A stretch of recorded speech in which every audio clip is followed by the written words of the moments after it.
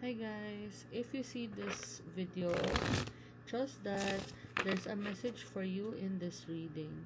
This is a collective reading, so we'll be tapping into the energy of the collective. So take what resonates and leave what doesn't. Okay, angels, ancestors, spirit guides, what message do you want to tell to this collective today?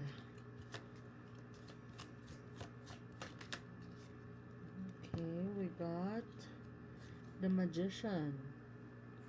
You are very powerful. You have all the tools para ma-manifest into your reality yung mga gusto mo. So, let's see.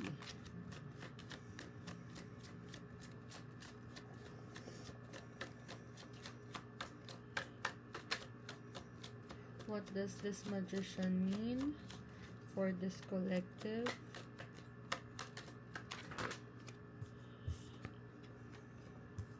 We got the Three of Cups and the Page of Wands.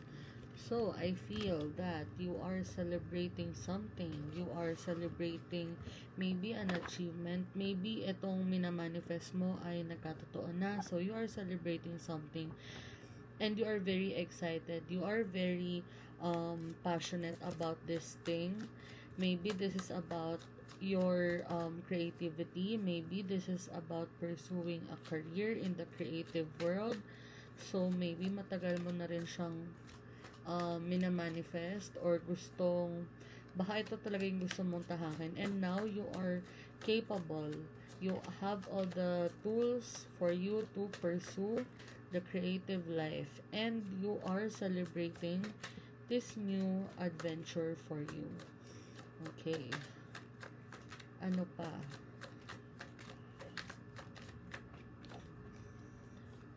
We got the World. And the Nine of Cups. So I feel that this is your calling. This is a beginning of your emotional fulfillment, achievement. So magiging masaya ka. You will be contented. Magiging kontento ka sa progress na tong inihintay mong mangyari. Okay, itong minamanifest mo. Magiging happy ka. You will be proud sa mga achievements mo.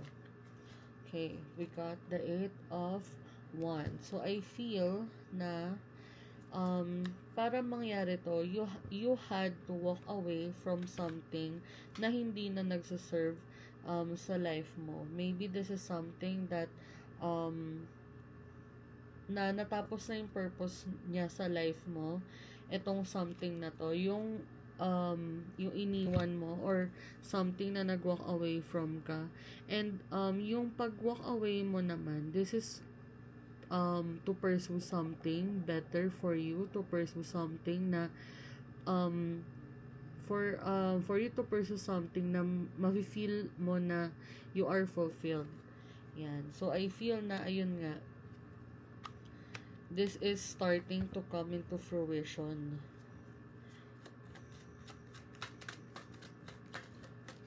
Let's get more. Ano pa? What does this World and Nine of Cups mean?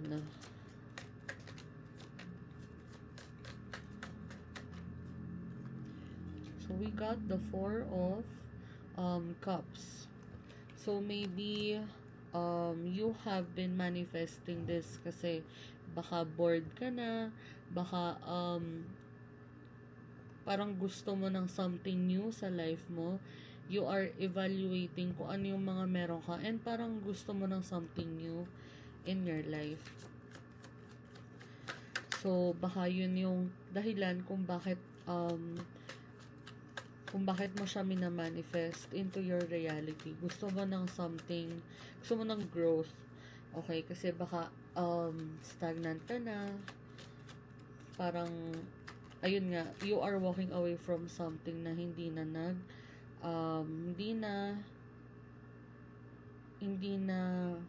anong tawag doon?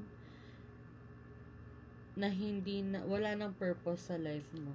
And then finally we got the Three of Swords. Maybe this is also something na nag-cause ng heartbreak, baka nag-cause ng pain sa life mo. That's why you are walking away from it and you are evaluating your life. Kaya mo gusto ng something new, kaya ka nagmamanifest ng something new sa life mo. You want to feel emotional fulfillment ulit. You want to feel having achievements, maging happy ulit. Gusto mong ma-complete yung mga goals mo. Kaya ka, or baka gusto mo rin mag-travel. So, kaya nagmamanifest ka ng something for you, na something na with a greater purpose than what you had before. Okay, so if this message resonated with you, mag-comment na lang kayo dyan. And if you want more readings, just follow our page. Okay, so ayan. So I hope this message reach the right people. I feel na kung makita mo man to ngayon, this is a message for you and I hope nakatulong naman siya for your day. Okay, so okay, see you on the next one. Bye!